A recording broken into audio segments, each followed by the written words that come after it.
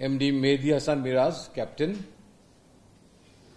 Tanzid Hassan, Mohammad Parvez Hussain Imon, MD Naim Sheikh, Nazmul Hussain Shanto, Mohammad Tawhid Ridoy, Liton Kumar Dash, Jakir Ali Anik, Mohammad Shamim Hussain, Mohammad Rishad Hussain, Mohammad Tanveer Islam, Mohammad Mustafizur Rahman, Tanzim Hasan Saqib, Taskin Ahmed, Nahid Rana এবং হাসান মাহমুদ এই 16 জনের squad.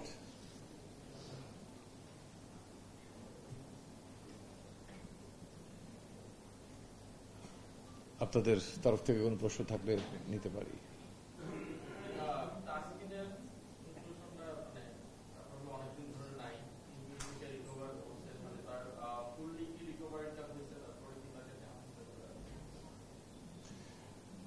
দেখেন, তাকে আপনারা দেখছেন যে তিনি অনুশীলনে ফেরত এসেছেন এবং দল নির্বাচনের আগে আমরা একটা ফিডব্যাক নিয়ে থাকি ফিজিও প্লাস স্ট্রেংথ অ্যান্ড ট্রেনারের কাছ থেকে, এবং একটা লোড ম্যানেজমেন্টের একটা হিসাব আছে। সেই হিসাব করে আমরা যখন মনে করি যে কেউ খেলতে পারবে তখন সে ব্যাপারটা নিয়ে আরো বিশদ আলোচনা হয় টিম ম্যানেজমেন্ট, ক্যাপ্টেন সবার সঙ্গে, এবং সেই আলোকে আমরা মনে করছি যে তিনি একদিনের ক্রিকেট এবং টি-20 ফরম্যাট এই দুটোতেই তিনি অ্যাভেলেবেল থাকবেন। হয়তো রেস্ট্রিকশন থাকতে পারে, সব ম্যাচের জন্য হয়তো না।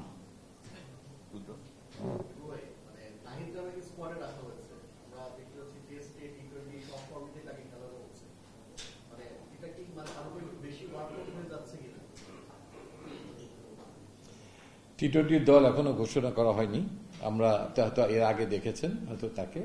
তবে আমার মনে হয় যে লোড ম্যানেজমেন্টের কথাটা সবসময় মাথায় রাখা হয়, তিনি অত্যন্ত একটু গুরুত্বপূর্ণ প্লেয়ার।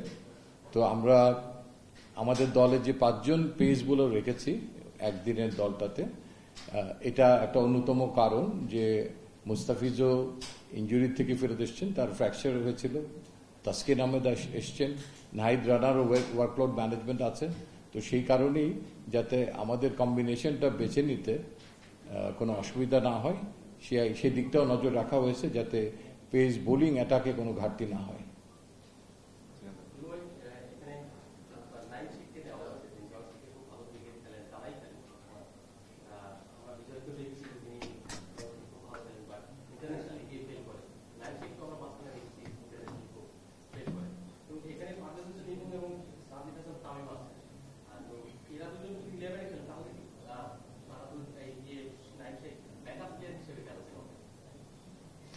দেখেন, দল নির্বাচনের আগে আপনি কখনোই এই মুহূর্তে আমরা নির্বাচকরা একটা বেস্ট পসিবল কম্বিনেশনের কথা ভাবি। সেইটা ভাবার সময় ওপেনিং জায়গাটা সবসময় একটা স্পেশালাইজ জায়গা, যেখানে কোনো একজন ওপেনারের কোনো ঘাটতি হলে, স্পেশালি একদিনের ক্রিকেট যেখানে অ্যাগ্রেশন আছে, তখন ন্যাচারালি আমাদের আরেকজন বিকল্প ওপেনারের কথা চিন্তা করা হয়। ইউজুয়ালি মোস্ট অফ দ্য টোরে 3টা ওপেনার সাধারণত থাকে।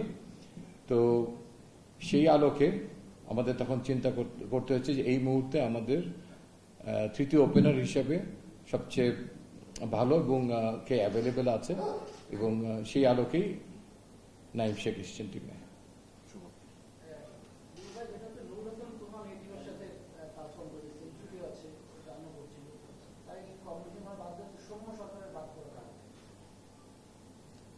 দুটো প্রশ্ন।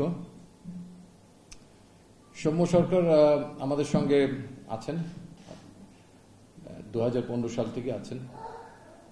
তো অতি সম্প্রতি যদি আপনি দেখেন, সে একটু ডিটেলই বলি, প্রায় লাস্ট 12-14 মাস থেকে তিনি আনফর্চুনেটলি 3টা ইনজুরিতে ভুগেছেন। একটা তারা জানেন শ্রীলঙ্কার এগেনস্টে যখন আমরা খেলছিলাম চিটাগংয়ে একদিনের ম্যাচ, তো সেখানে তার এসিএল ইনজুরিটা হয় এবং মাথায় একটু ব্যথা পান। তো এসিএলটাই মেজর ইনজুরি ছিল হাঁটুতে, সেখান থেকে রিকভার করে ফেরত আসেন। তারপরে ওয়েস্ট ইন্ডিজ আনফর্চুনেটলি তার আরেকটা বড় ইনজুরি হয় আঙ্গুলে, সেখানে অনেকগুলো স্টিচ পরে অনেকদিন বাইরে ছিলেন।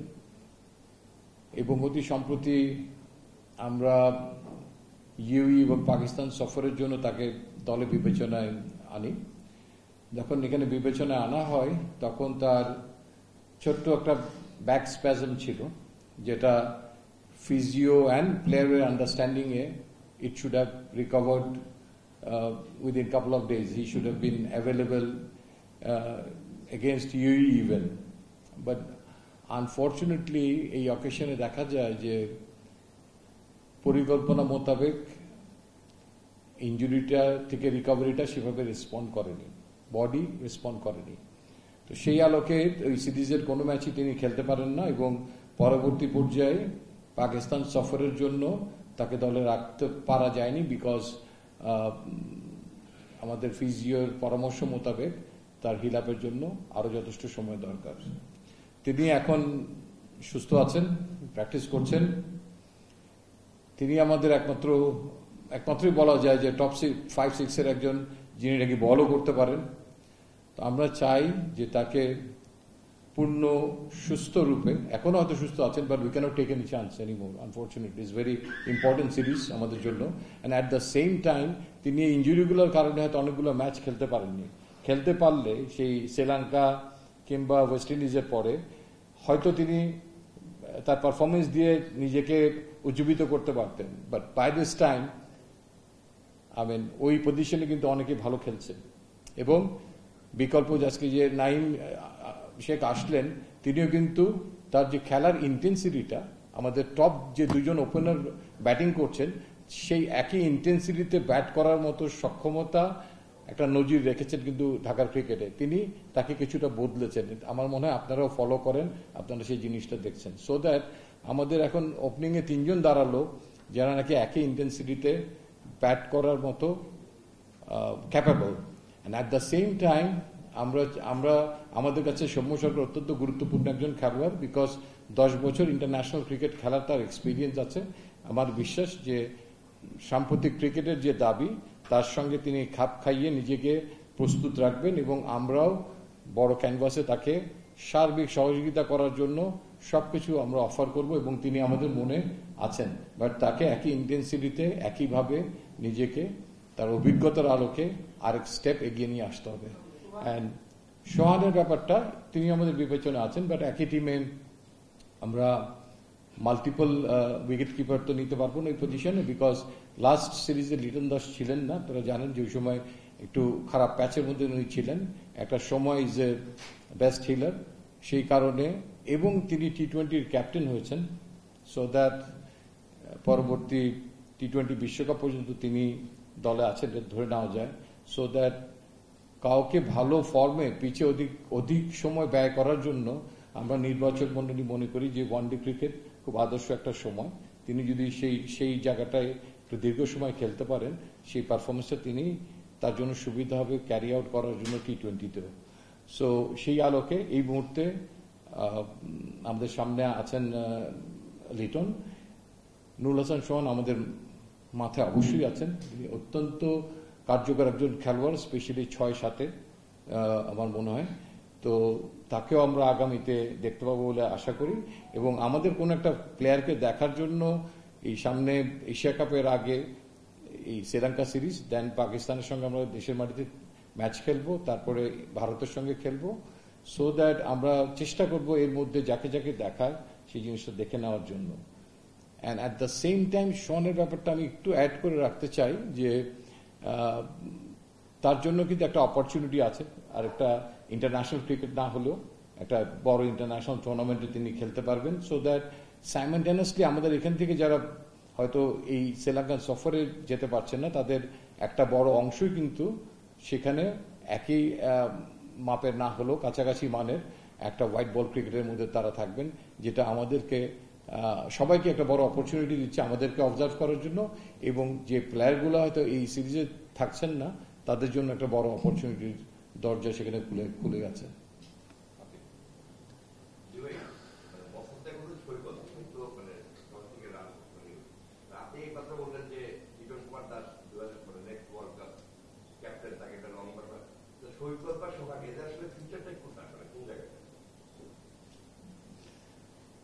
আমি বলতে পারি যে সোহানের যদি ফিঙ্গার ইনজুরি না হতো, আমার ধারণা যে তিনি প্রায় 1 বছর কিন্তু এই ফিঙ্গার ইনজুরির কারণেই ট্রিটমেন্টের মধ্যে ছিলেন, তাহলে তিনি আরো অনেক শক্ত অবস্থানে পৌঁছে যেতে পারতেন।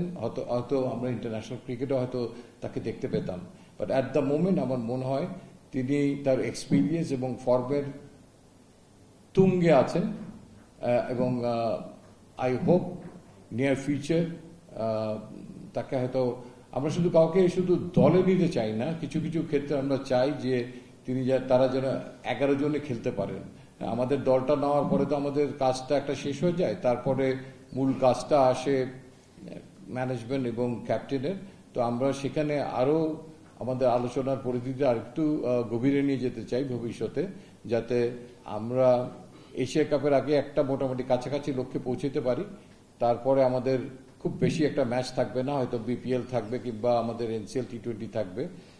তো তার আগেই মোটামুটি আমরা একটা দলটা গোছানোর জন্য আমাদের সামনে যে হোয়াইট বলের যে ক্রিকেটগুলো আছে, স্পেশালি টি20, সেগুলোতে একটু গুছিয়ে নিতে চাই। আর মোসাদ্দেকের ব্যাপারটা, তিনি আমাদের সঙ্গে আছেন। আপনি জানেন যে গত বছর আগস্টেও তিনি দলের সঙ্গে ছিলেন পাকিস্তানে, এই টিমের সঙ্গে আমরা তাকে রেখেছি।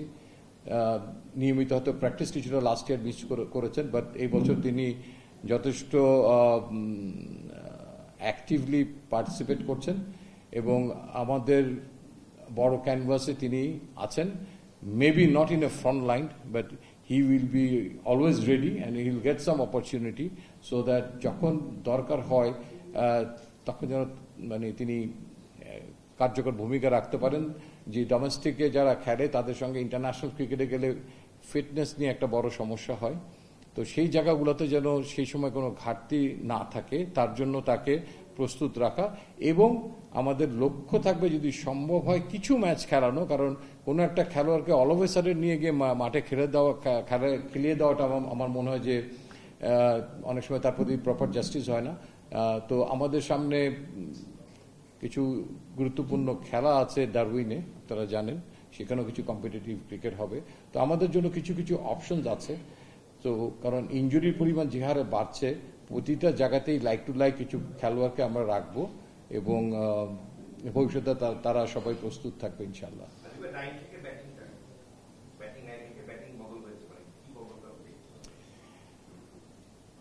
এখন যে জিনিসটা আমরা সবাই লক্ষ্য করছি এবং আমরা দলের মধ্যে যেটা চাচ্ছি সেটা হচ্ছে যে হাইয়ার স্ট্রাইক রেটের জন্য একটা ভালো ইন্টেন্সিটিতে ব্যাট করার জন্য। সেখানে আপনি দেখেন যে একে অন্যকে কমপ্লিমেন্ট করছে এখানে তামিম অ্যান্ড পারভেজ ইমন।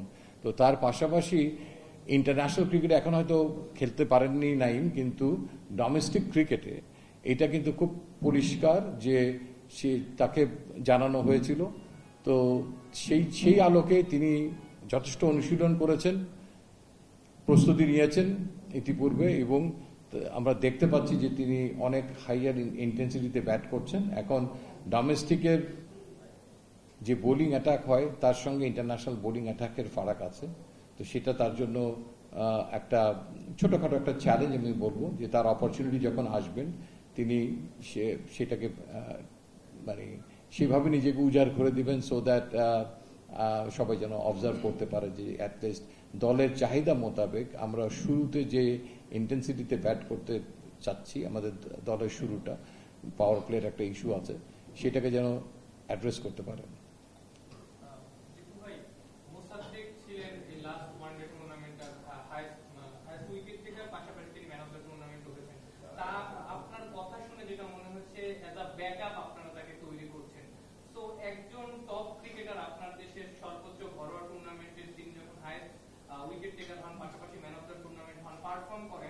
তারপরে তিনি যদি সুযোগ না পান, এরকম অনেক ক্রিকেটারের সঙ্গে এটা ঘটেছে। আমি যদি রাকিবুল হাসানের কথা বলি, তিনি হাইয়েস্ট উইকেট টেকার, 5 বছর ধরে তাকে শুধু এইচপিতে ক্যারি করা হচ্ছে, তো তার পারফরমেন্সেরও মূল্যায়নটা হচ্ছে না। যারা এই ধরনের পারফর্মার নিয়মিত পারফর্ম করেন, তারা যখন টানার সুযোগ না পান, এটা আসলে কতখানি তাদের জন্য কষ্টকর। দ্বিতীয়ত, এই ঘরোয়া ক্রিকেটের পারফরমেন্সটা আসলে মূল্যায়ন হচ্ছে না, এটার একটা প্রমাণ কিনা? আপনার কথার সরাসরি উত্তর দিতে চাই। আপনি আপনার সাংবাদিকতার আলোকে মনে করছেন যে মোসাদ্দেক হোসেন এই মুহূর্তে জাতীয় দলে খেলা উচিত। আমি ঠিক সেই জিনিসটা মনে করছি না, পরিষ্কারভাবে বলতে চাচ্ছি। কারণ যতক্ষণ মেহেদী হাসান মিরাজ আছে, মোসাদ্দেকের কোনো সুযোগ নেই। খুব কোনো জিনিস খুব স্পষ্টভাবে হওয়া উচিত। জাস্ট আপনারা বুঝে অনেক সময় না বোঝার ভান করে কথা বলেন অনেক সময়, দ্যাটস রিয়েলি হার্টিং। তো এখানে আমি খুব পরিষ্কার করেই বলেছি যে ইয়েস, তিনি আমাদের সঙ্গে থাকবেন। এই মুহূর্তে হয়তো কেউ ব্যাকআপ হিসেবে আছে, বাট তিনি যদি অপরচুনিটি পান তিনি সামনে চলে আসতে পারেন, সেটার জন্য তো দরজা খোলাই আছে। But somebody has to prove. হ্যাঁ, আপনি মনে করেছেন আমরা কিন্তু নিউজিল্যান্ডের সঙ্গে তাকে খেলিয়েছি, আমরা দেখছি। আমার মনে হয় যে কোনো কিছু ঘটে যাওয়ার আগেই অনেক সময়, যেমন আপনারা বলেন যে এই খেলোয়াড়টাকে এক ম্যাচ খেলিয়ে বিদায় করে দেওয়া উচিত না। ভাই দেখেন আমরা কি করি, তারপর you have plenty of time to say. You are making your statement without having any confidence sometime on us, that is really hurting. I mean, a cricket nation যারা এগিয়ে যাচ্ছে তাদের সবকিছুতেই এগোতে হবে, সমালোচনা অবশ্যই করতে হবে, কাউকে ছাড় দিয়ে দেওয়া উচিত না। বাট আমার কাছে কিছু কিছু মনে হয় যে আগাম অনেকেই, সবাই না, অনেকেই বলে ফেলেন। আর আপনার সেকেন্ড আরেকটা প্রশ্ন ছিল কি, Rakibul is very important. He has age with him, তার সঙ্গে অনেক সম্ভাবনা পড়ে আছে। তাকে আমরা কোনোভাবেই অবহেলা করছি না। যদি গত এক বছর আপনি দেখেন কোথায় কোথায় তিনি খেলেছেন, তার প্রস্তুতিটা যেন অনেক ভালো হয়, তিনি যেন অনেক স্ট্রং একটা বেস নিয়ে জাতীয় দলে আসতে পারেন, আমরা সেটাই চাচ্ছি।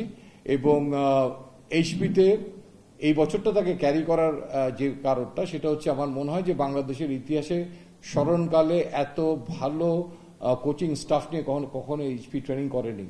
স্পেশালি বোলিং কোচটা, স্পিনিং কোচ আমি বলবো যে এই এবার অনেক শক্ত ভালো আশাদ খান আছেন পাকিস্তানের। এবং রাকিবুল তার অভিপ্রায় ব্যক্ত করেছেন যে তিনি তার সঙ্গে কাজ করে মনে করছেন যে তার স্কিলের অনেক ইমপ্রুভমেন্ট তিনি দেখছেন, এবং তার সঙ্গে আরো কিছুদিন থাকতে পারলে সেটা আরো তিনি ঝালাই করে নিতে পারবেন। সেই অনুরোধের পরিপ্রেক্ষিতে তাকে এইচপিতে রাখা হয়েছে। এবং আপনারা সবাই জানেন যে তানভীর অ্যান্ড নাসুমের পরে পাশাপাশি রাকিবুলই একমাত্র আরেকজন স্পিনার যিনি নাকি সবারই দৃষ্টি আকর্ষণ করছেন cricket ফলোয়ারদের। Last two questions. Razak is also here. I can ask some question to Razak as well.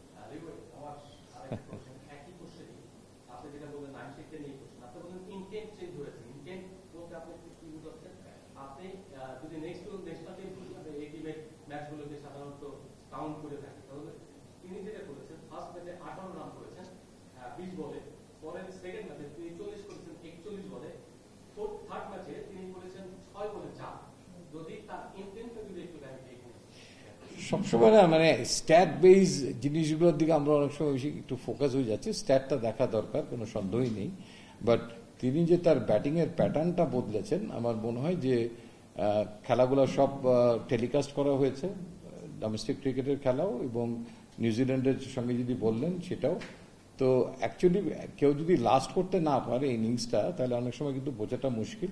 But এটা পরিষ্কার নেটসে এবং অন্যান্য জায়গার খেলা দেখে যে তিনি অত্যন্ত যোগ্য একজন দাবিদার আমাদের চোখে। আপনার চোখে ভিন্ন কিছু হতে পারে, আই মিন এটা হইতেই পারে যে কেউ তার মতামত ব্যক্ত করতে পারে। তার পাশাপাশি আমাদের যে অপশন আছে সেই জায়গায় আমরা একটা জিনিস কিন্তু খুব পরিষ্কার বললাম যে আমাদের সিলেকশন ক্রাইটেরিয়ায় দুটো জিনিস। সৌম্যর ব্যাপারে আপনারা কথা বলেছেন যে we want as experience player he should bat with more intent, and secondly হচ্ছে যে আমরা কোনো ঝুঁকি নিতে চাইনি এই মুহূর্তে, যে তিনি একটা ইনজুরি থেকে তার রিকভারির process was very slow. So আরেকটা টুর্নামেন্টে সেই জন্য তাকে আরেকটা অন্যতম কারণ বিবেচনায় রাখা হয়নি। সো তারপরে আমার কাছে মনে হয় যে আমাদের কাছে মনে হয়েছে যে এখানে নাঈম শেখই অত্যন্ত ডিজার্ভিং ক্যান্ডিডেট, এবং তার ব্যাটিংয়ের কি পরিবর্তন হয়েছে সেগুলো আমরা বলার চেষ্টা করেছি। এবং নাঈমের পরে হয়তো বিবেচনা যদি আপনাদের কারোর চোখে কিছু থাকতেই পারে, তো সেক্ষেত্রে আমরা আমাদের বিবেচনায় যে ওই পজিশনটার জন্য নাঈম শেখকেই সবচেয়ে উপযুক্ত মনে করছি এই মুহূর্তে।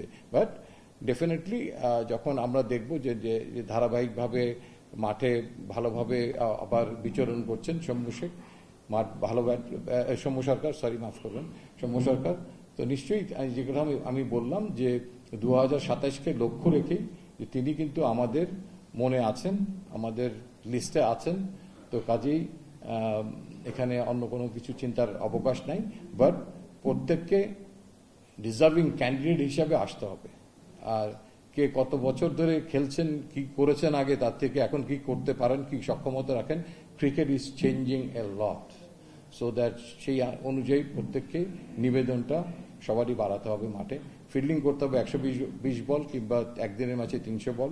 সেই জায়গায় আপনি দেখেন যে মুশফিকুর রহিমের কথাই বলি, লাস্ট টেস্ট ম্যাচে তার রান আউটটা, this kind of brilliant throw, brilliant agility is very much needed for everyone. আমি ইন জেনারেল বলতেছি না, প্রত্যেকের জন্য আমি বলতেছি যে ফিল্ডিং একটা ইম্পর্টেন্ট পার্ট হয়ে যাচ্ছে।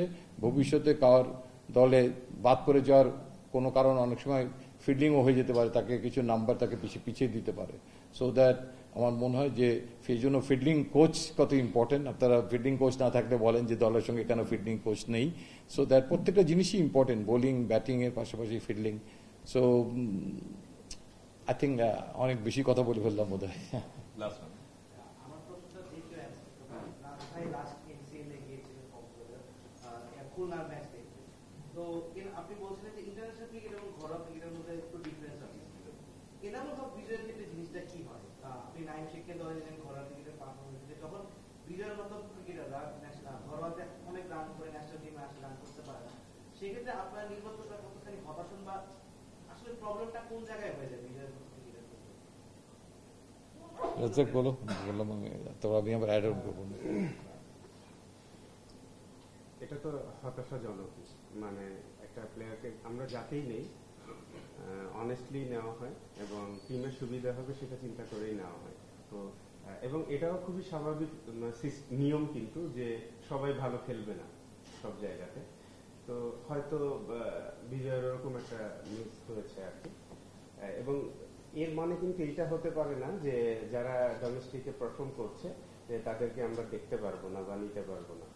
যে বিজয় মিস করেছে তাহলে হয়তো আর কেউ করবে না, তাহলে আমরা কি দেখে নিব আসলে, কোন বেসিসে টিম করা হবে? তো আমরা আমাদের ধারা অব্যাহত রাখবো ইনশাল্লাহ। যারা, এবং ভাই বলছিলেন যে ডোমেস্টিকের পারফরমেন্সটা মূল্যায়ন করা হচ্ছে না, আমার কাছে প্রশ্ন আবার আছে যে তাহলে কার কার ক্ষেত্রে করা হচ্ছে না, কি কি ক্ষেত্রে? না আমি আপনার আগে ওই ভাই বলেছিলেন, তো এই কথাটা না বললে ভালো হতো, বিকজ যারা পারফর্ম করেছে বা করছে তারা সবাই কিন্তু আছে আমাদের সিস্টেমের মধ্যে কোনো না কোনো ভাবে। তো নাইম শেখ ঠিক ওই কারণেই কিন্তু এসছে। এবং আমাদের কিন্তু আমরা বলি পার্থক্য আছে।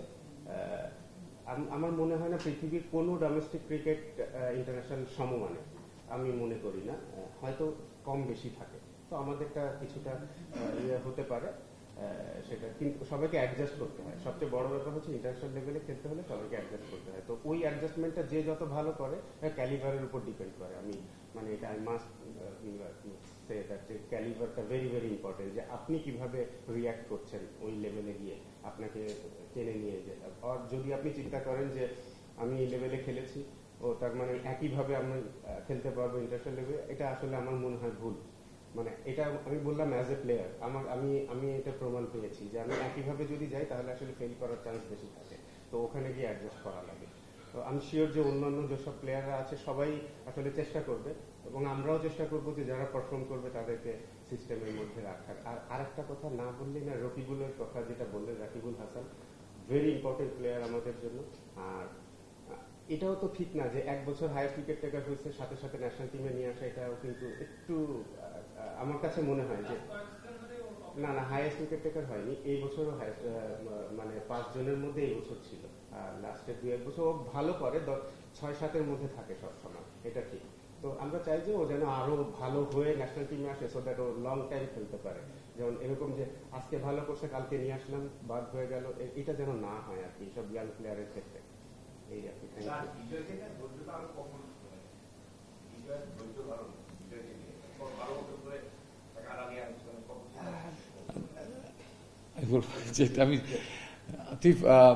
আমরা আসার পরে কিন্তু ওকে অনেকের অনেক রিপোর্ট আমি দেখি, কিন্তু ওকে নেওয়া হয়েছে গত বছরের আগস্ট মাসে পাকিস্তান এই টিমের সঙ্গে ছিল।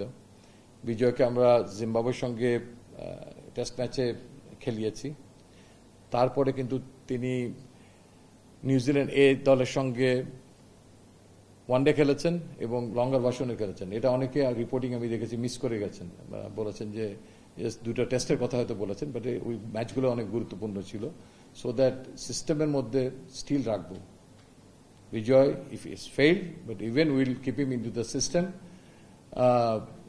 এবং জাকির জয় সবাই সিস্টেমের মধ্যে থাকবে এবং আমাদের যারা কোচ আছেন টাইগার্সে তাদের এবং ন্যাশনাল টিমে তাদের সবার কাজ থাকবে যে এটা failure is a part of cricket, but সেখান থেকে সাহায্য করার জন্য চেষ্টা করা যে কিভাবে তারা সাকসেসফুল হতে পারেন এবং সেখানে প্লেয়ারদেরও নিবেদন থাকতে হবে যে তিনি হচ্ছে মুখ্য মানুষ যে নাকি তার ভুল ত্রুটিগুলো শুধরাতে পারেন। সো দ্যাট এক্সপিরিয়েন্সটাকে কেনা যায় না। সো দ্যাট যারা এক্সপিরিয়েন্স হয়েছেন ইন্টারন্যাশনাল ক্রিকেটে তাদের একদম ঋষপট থেকে মানে বাদ দিয়ে দেওয়ার মধ্যে আমরা নিই। আমরা চাইব যে আমাদের যে প্র্যাকটিসের ফ্যাসিলিটিস আছে সেখানে তারা সবাই থাকবেন। রাকিবুল হচ্ছে 22-এও হাইস্ট উইকেট টেকার ছিল, 4 সিজনে 2বার হাইস্ট উইকেট টেকার মেবি করবে। যেটা হচ্ছে আপনারা দুজন নির্বাচন Do you think good for take a place in the national team? আমি যদি সিলেক্টর হতাম, যেহেতু তিনি কন্টিনিউয়াসলি 3 ফরম্যাটে ভালো করছেন এবং আমি 3 ফরম্যাটের খেলাই মাঠে থেকে দেখেছি, আমি জানি সিলেক্টররা প্রিমিয়ার লিগটা খুব বেশি দেখেনি, আমি দেখেছি। তো আমার কাছে মনে হয়েছে তিনি হয়তো কেন মনে হলো দেখেনি? টিভিতে তো খেলা দেখাইছে, দেখেনি কেন? মাঠে দেখা হয়তো বিগেস্ট মানে কি পার্থক্য আছে? মাঠে দেখলে আপনি হয়তো অনেক জায়গাটা বুঝতে পারেন যে ও কোন ফিল্ড প্লেসিংটা করেছেন, কি প্ল্যানটা নিয়েছেন, কোন ব্যাটসম্যানের এগেইনস্টে কি প্ল্যানটা নিয়েছেন। অনেক সময় বাতাসের একটা ব্যাপার থাকে মাঠে থাকলে, এটা বোঝা যায়, যেটা হয়তো টিভিতে ওরকম বোঝা যায় না। তো আমার কাছে এই কারণে মনে হয়েছে যে ঠিক এক্স্যাক্টলি লিপু ভাই কিন্তু এটা মেনশন করছে যে আপনাদের কাছে একরকম মনে হতে পারে, আমাদের কাছে যেটা মনে হয়েছে আমরা এক্সপ্লেইন করেছি। আর আপনি ওই যে বললেন যে আপনি যদি সিলেক্টর হতেন ডেফিনেটলি আপনি হলে হয়তো আপনি নিতেন, আমরা হয়েছি আমরা আরো টাইম নিয়ে নিতে চাচ্ছি। We are improving his batting as well. হ্যাঁ, একটু অপেক্ষা করলে দেখতে পাবেন যে আমাদের টিমে যে ঘাটতিটা আছে, টেইলে গিয়ে একটা ব্যাটিং সংকট আছে, সেই দিকটাও আমরা যথেষ্ট নজর দিচ্ছি। আমরা দেখেন আপনাদের কাছ থেকে প্রশ্ন আসেনি, এর আগে হয়তো একদিনের ক্রিকেটে নাসুম ছিল, এই সিরিজে কিন্তু নাসুম নাই, এখন পর্যন্ত আপনারা এটা মানে হয়তো খেয়াল করেননি। সো আমরা উই আর স্ট্রাগলিং, বাট আমরা এই তানভীর এবং নাসুমকে ঘুরিয়ে ফিরিয়ে কিন্তু খেলাচ্ছি। But at the same time আমরা রকিবুলকে চাচ্ছি অনেক শক্তভাবে সে যেন জাতীয় দলে আসে। হ্যাঁ, সেই জন্য হয়তো একটু সময় নিচ্ছি যেন মানে ফার্স্ট ইন ফার্স্ট আউটের মতো ব্যাপারটা না ঘটে। ঠিক আছে, কারণ আমাদের এরপরে কিন্তু আর ঠিক স্বীকৃত এবং ওই মানের এখন আমরা তেমন ভাবে আমাদের চোখে পড়ছে না। সো আমাদের যে কটা খেলোয়াড় আছে, স্পিনার আছে, আমাদেরকে খুব সতর্কতার সঙ্গে সেদিকে লক্ষ্য রাখতে হচ্ছে এবং নজর রাখতে হচ্ছে। এবং যেটা ইয়াং সিলেক্টররা করছেন যে ভবিষ্যতের জন্য আমরা জানি আন্ডার-19 আমাদের খেলোয়াড় আছেন, বাট তাদের তো সময় দিতে হবে। So that's it. Thank you.